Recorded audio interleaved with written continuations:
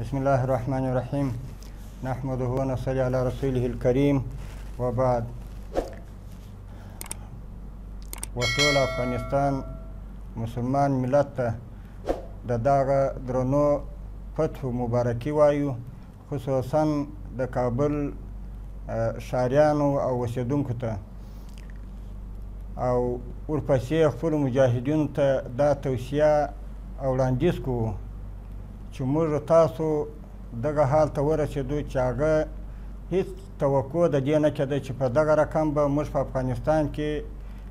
کامیابه کېږو، خو دا د الله پاک نصرت او مدد و چې الله پاک دغسې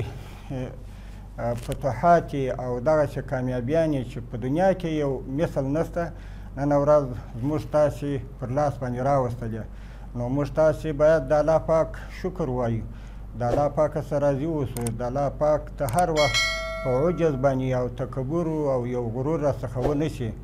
نو محترمو تر مخه چې کوم وخت و هغه دغه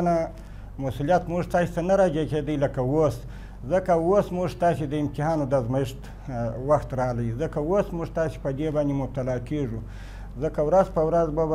په دې کې موږ اخته کېږو، ځکه چې موږ څنګه د خپل ملت خدمت او د خپل ملت امنیت او د دوی د ژوند د زندګۍ او د آرام او په آینده کې د اوسېدو اطمینان څه رقم ورکولی سو. نو ټولو ته دا اطمینان ورکوو چې انشاءالله په دې باندې چې لکه څنګه چې موږ ته الله پاک داسې غټ فتوحات را په نصیب کړه، نو د آینده دپاره هم د ټول ملت ته موږ دا وینا کوو چې د دوی د امن امان او د